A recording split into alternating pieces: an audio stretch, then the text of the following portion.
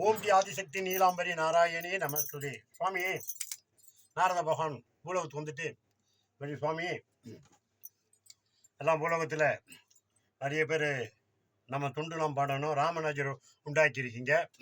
ராமராஜர் போய் பகவானுடைய சிறப்பை எல்லாம் சொல்லிட்டு இருக்காரு. அடுத்தது நீங்கள் ஒரு அடியாரங்கள்லாம் உற்பத்தி பண்ணணும் சுவாமி, என்ன செய்யறது அப்படின்னு.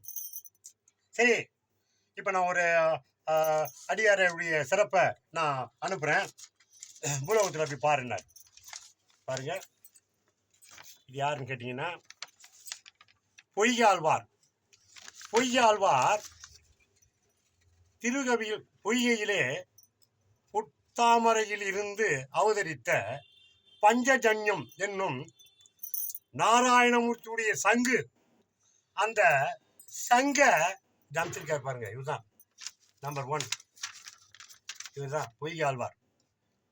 பொய்யாழ்வார் இந்த பூமி சரத்துக்கு எப்படி பார்த்தீங்களா? அவரே நாராயணமூர்த்தி எப்பேற்பட்ட கிளேடி பாருங்க. அவருடைய என்னென்ன அவர் வச்சிருக்காரோ அவர் உடம்புல அதை தான் அமைச்சிருக்காரு. அதுதான் அவங்களுக்கு அடியார் மாதிரி. மற்றவங்கள நம்மள மாதிரி ஆளுகளாம் அவர் சேர்க்கலை. அப்படி சேர்க்குறாருந்தா அந்த பக்கம் சொர்க்கவாசல்னு சொன்ன பார்த்தீங்களா? பாருங்க, இவர் தான் அங்கே இருப்பார். சொர்க்கவாசலில் இருக்கிறது தான் இவர் வைகுண்டத்தில் படுத்துங்கிறாரு. இவர் சொர்க்கவாசலில் படுத்துருக்காரு. இந்த பக்கம் தான் நம்ம வழி.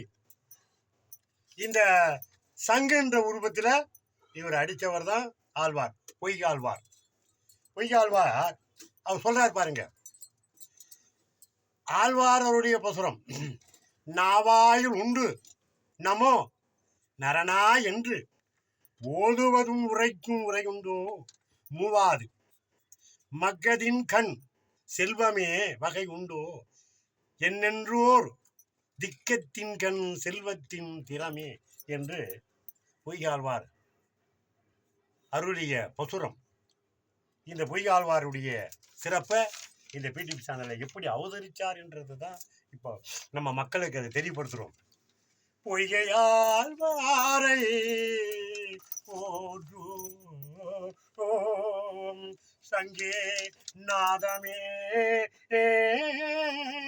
ஜெகமே ஒழிகுமே சங்கே நாமமே ஜெகமே ஒழிக்குமே நாராயணனின் சங்கின் வடிவமே பொய்கை ஆழ்வாரை போற்றுவோம் மனமே இறை தினமே நீ பாடினால் வைகுண்டமே உன் மனம் போகுமே பொய்கை ஆழ்வாரை பாடு.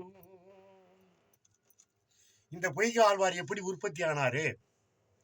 பகவானுடைய சிறப்புல மானிடனா உருவத்திலிருந்து போல அவருடைய பகவானுடைய தன்னுடைய ஆயுத தனத்தை உற்பத்தி ஆக்கி அவர் அருகிலே வர வச்சதான் இந்த பொய்கை ஆழ்வார். இவருடைய சிறப்பை பார்த்தோம்.